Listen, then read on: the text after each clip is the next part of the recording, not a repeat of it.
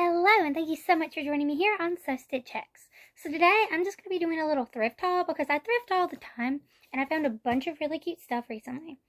So I'm going to start with things I got from the Dollar Tree, because the Dollar Tree is a fantastic source for books. I got The Brilliant Death by Amy Rose Capetta. A daughter torn between loyalty to her family and owning her power. A debonair orphan with a gift for shapeshifting. A lush, sweeping, gender-bending, and endlessly surprising love story. And so that sounds really cool. Yeah. So I got that. Dollar Tree. Lady Smoke, which has been on my list for a minute. Freedom Comes at a Price. And it's from the same author as Ash Princess, which I have read part of. I have the Kindle of it. Ta-da! I got it at the Dollar Tree. I'm super excited. I have to finish the other one, but this was a kid's book, but it was Henry's Hand by Ross Lady Smoke is Laura Sebastian. I got Henry's Hand by Ross MacDonald. I have already read it. It's basically like Frankenstein loses his hand because he takes it for granted, and it ends up coming back because it misses him. And it misses being able to do things for itself because it saves someone's life. And it's super cute. It's just a cute little book. I got Attack of the 50-Foot Wallflower, which looks so up my alley. It's frightfully fun. Attack of the 50-Foot Wallflower, which is Christian McKay Heindecker. This book is a wild, weird, hilarious, heartfelt, imaginative, and inventive. The spirit of Kurt Vonnegut. I'm sorry, I can't pronounce names. I know who they're talking about, but I can't say it. Is alive and well in its pages. Jeff Zentner, author of The Serpent King. Praise for one of their other books. And this looks super cute.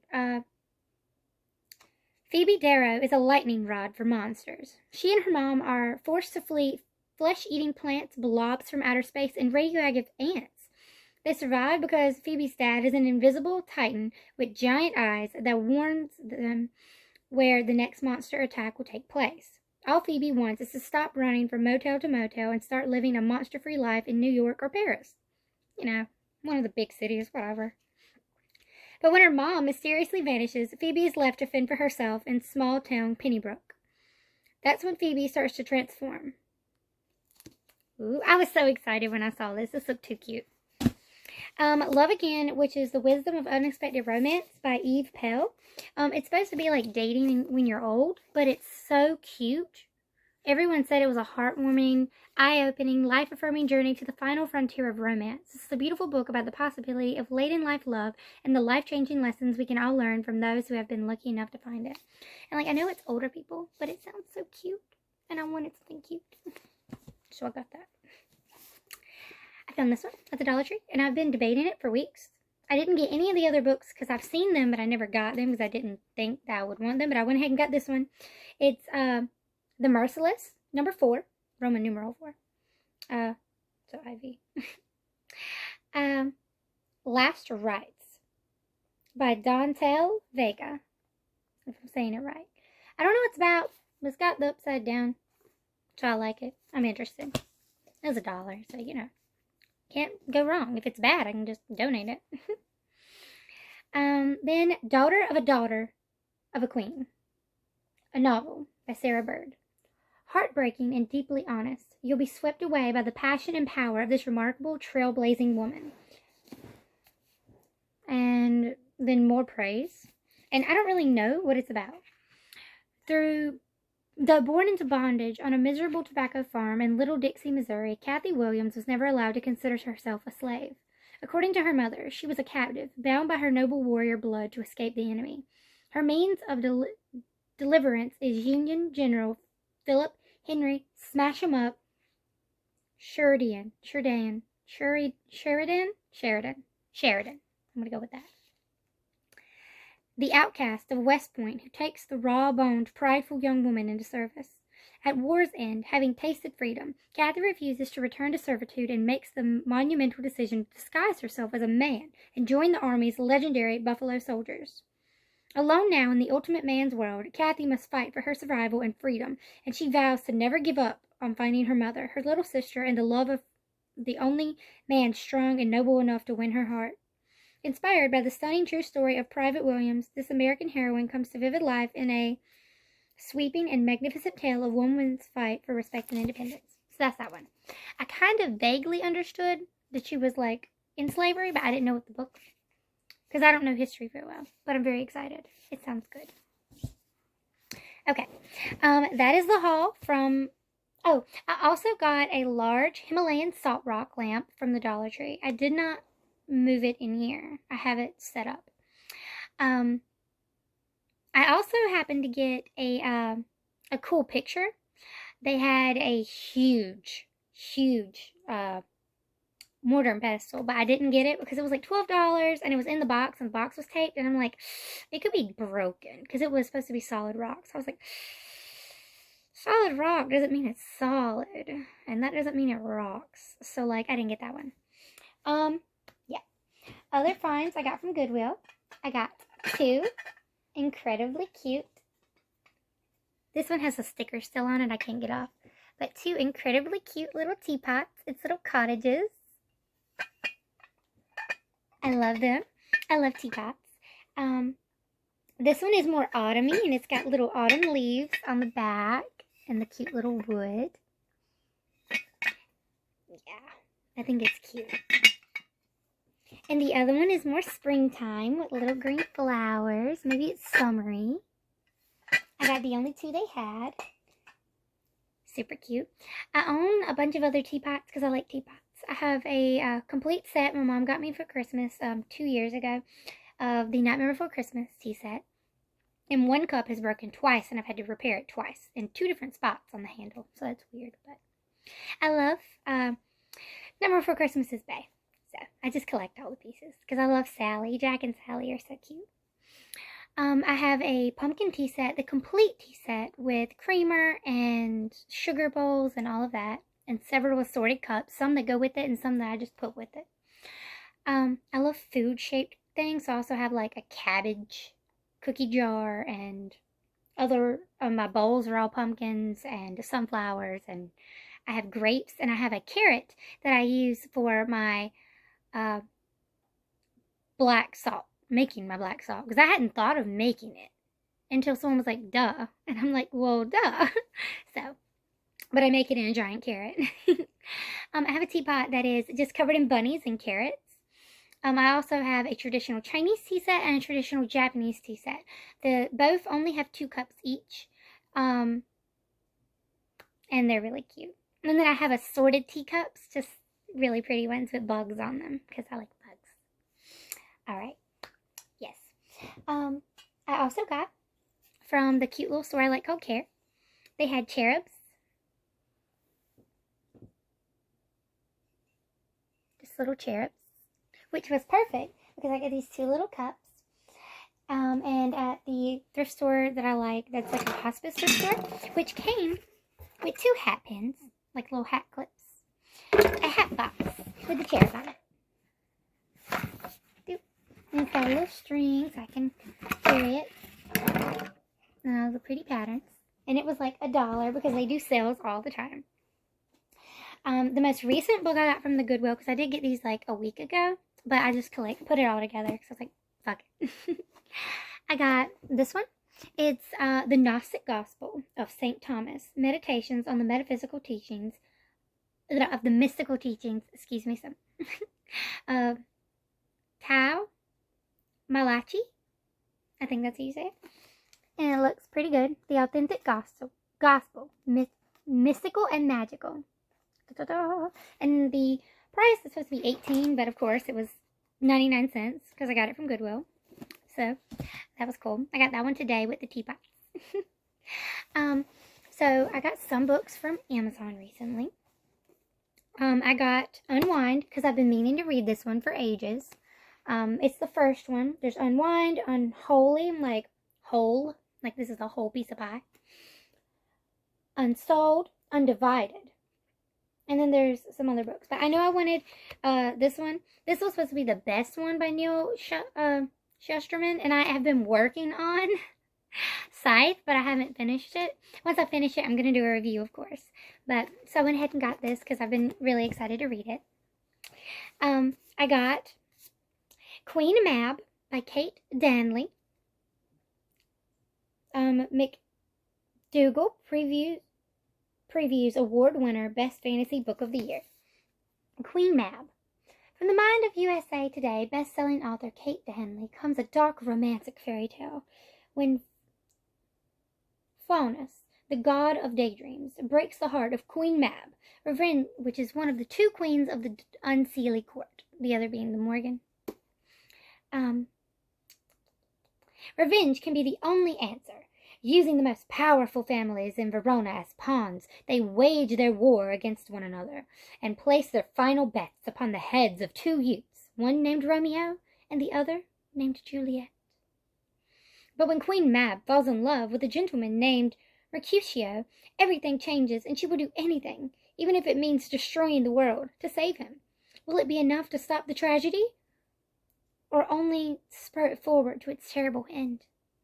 Weaving Shakespeare's original text into a new fantasy, experience the romance and passion of Romeo and Juliet from a different point of view, through the eyes of the bringer of dreams, Queen Mab. And it's super cute on the cover. It's so dark and gloomy and spooky. It matches my outfit. I'm really excited for that one because I do love Shakespearean tales. Eventually I'm going to do a review of one of my favorite books, which is a retelling of the tragedy of Macbeth. It's called A Tale of Three Witches. Yeah, it's one of my absolute favorite books. I've read it like 4 times. I'm going to reread it before I do a review because I love it. I finally also got my own copy of Jodi Picoult's and Samantha Van Leer's Between the Lines, which is a super cute story where a character goes into a storybook and falls in love with the prince and is trying to get him out of the book.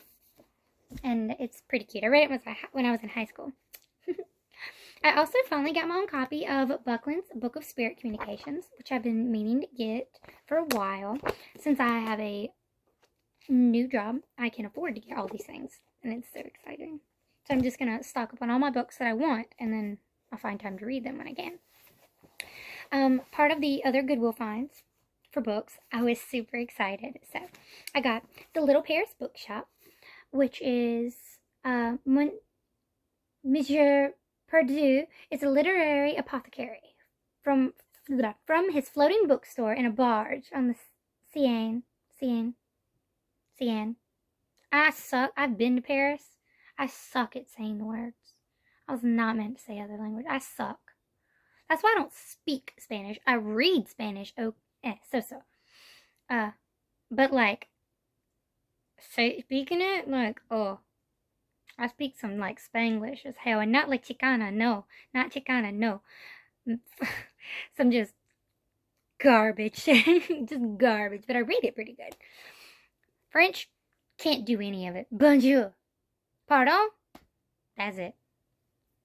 Au revoir. Like, I think that one's French. Like, I'm bad at French. Read it okay. I can read a lot of languages, but speaking them, oh, my Latin, garbage. Anyway, on this Seine, he prescribes novels for the hardships of life, using his intuitive feel for the exact book a reader needs. Perdue mends broken hearts and souls. The only person he can't seem to heal is himself. He's still haunted by heartbreak after his great love disappeared. She left him with only a letter that he has never opened. After Perdue was finally tempted to read the letter, he hauls anchor and departs on a mission to the south of France, hoping to make peace with his loss and discover the end of the story.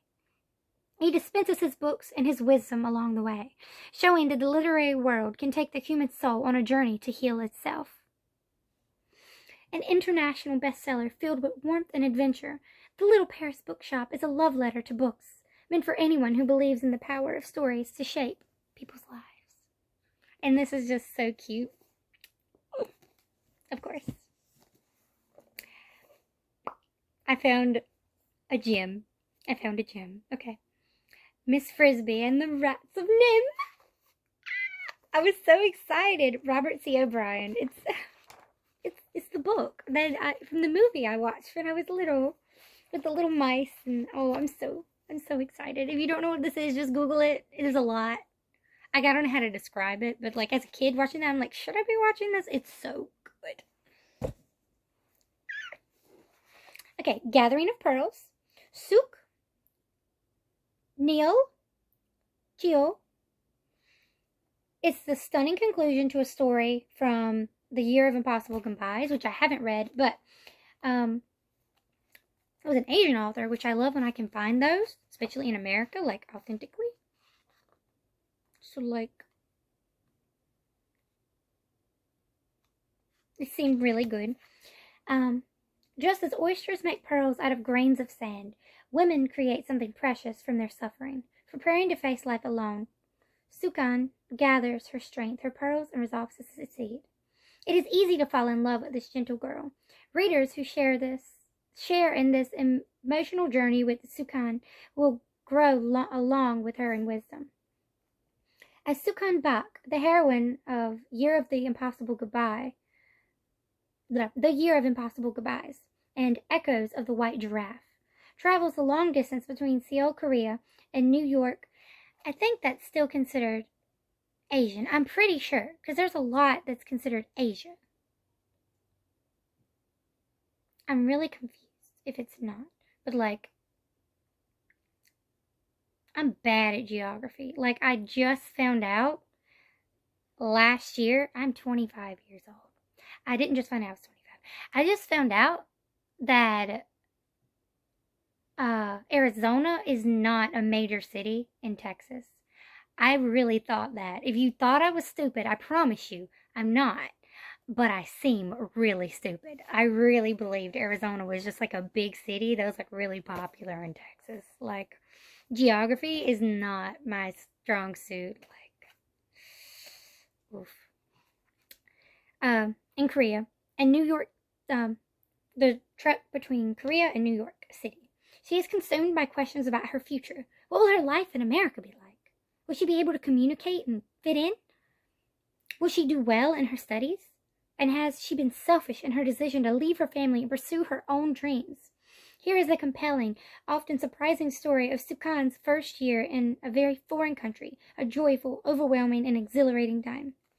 And what I'm really excited to learn is, was she from North or South Korea? Because that's a big difference. But, yeah. And then the last one I found was The Girl Who Chased the Moon, which I'm probably going to either read Gathering of Pearls, Queen Mab, or 50-Foot Wallflower first, if I don't read that book, which I'll get to in a second. The Girl Who Chased the Moon by Sarah Addison Allen. Captivating. Sarah Addison Allen produces tantalizing fiction. Emily Benedict has come to Mullaby, North Carolina, hoping to solve, so that's close enough to me in South Carolina that it's like, oh, hey, I like when that happens. It's like, oh, you understand my struggle. The South.